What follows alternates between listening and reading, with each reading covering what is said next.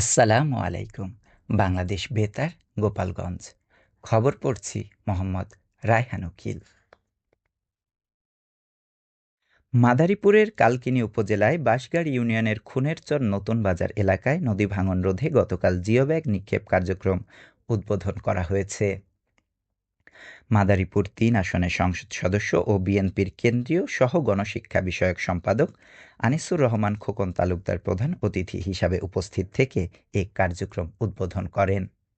এ সময় সংসদ সদস্য বলেন, বর্তমান সরকার জনগণের মৌলিক অধিকার নিশ্চিত করতে বিভিন্ন উন্নয়নমূলক ও কল্যাণধর্মী কর্মসূচি বাস্তবায়ন করছে। নদী ভাঙন প্রতিরোধ, খাল খনন, কৃষক ও পরিবার ভিত্তিক সহায়তা কার্যক্রম সহ বিভিন্ন উদ্যোগের মাধ্যমে মানুষের জীবনমান উন্নয়নের কাজ চলছে।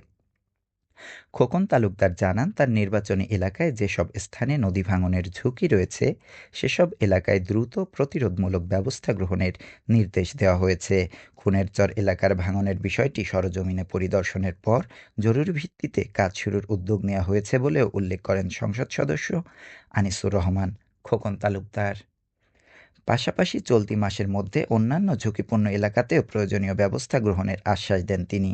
কালকিনি উপজেলা নির্বাহী কর্মকর্তা সাইফুল আরেফিন, উপজেলা বিএনপির সভাপতি বীর মুক্তিযোদ্ধা ফজলুল হক ব্যাপারী, সাধারণ সম্পাদক মাহবুব হোসেন মুন্সী, যুবদল নেতা মামুন শিকদার সহ বিএনপি ও অঙ্গ সহযোগী সংগঠনের নেতাকর্মীরা এ সময় উপস্থিত ছিলেন।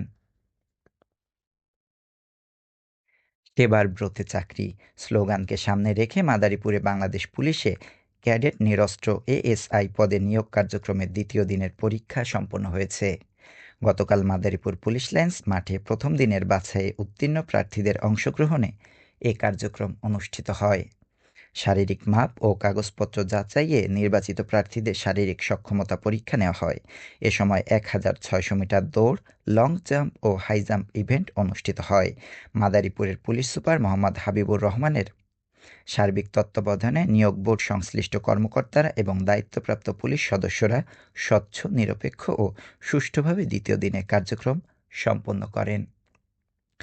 পুলিশ সদর দপ্তরের প্রতিনিধি হিসাবে অ্যান্টি টেরোরিজম ইউনিটের পুলিশ সুপার মেরিন সুলতানা উপস্থিত থেকে নিয়োগ কার্যক্রম পর্যবেক্ষণ করেন। এ সময় পুলিশ সুপার মোহাম্মদ হাবিবুর রহমান বলেন, বাংলাদেশ পুলিশে শুধুমাত্র যোগ্য ও মেধাবী শিক্ষার্থীদের নিয়োগ দেওয়া হবে। সম্পূর্ণ স্বচ্ছ, নিরপেক্ষ ও দুর্নীতিমুক্ত প্রক্রিয়ায় নিয়োগ কার্যক্রম পরিচালিত হচ্ছে। রাজবাড়ী অতিরিক্ত পুলিশ সুপার মোহাম্মদ শামসুল হক, শরীয়তপুরের অতিরিক্ত পুলিশ সুপার মোহাম্মদ তানভীর হোসেন সহ মাদারীপুর জেলা পুলিশের বিভিন্ন পর্যায়ের কর্মকর্তারা এ সময় উপস্থিত ছিলেন।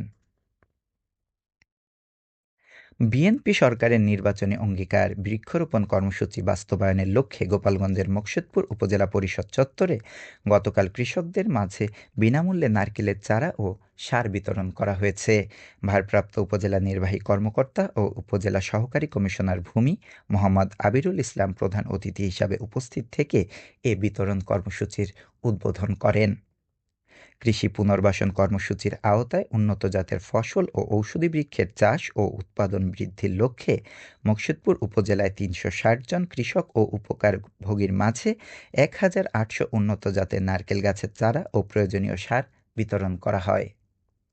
উপজেলা কৃষি কর্মকর্তা মোহাম্মদ মিজানুর রহমান, উপজেলা কৃষি সম্প্রসারণ কর্মকর্তা আয়শা সিদ্দিকা, উপজেলা বিএনপির সভাপতি আব্দুস সালাম খান এ সময় উপস্থিত ছিলেন। সবশেষে আবহাওয়া।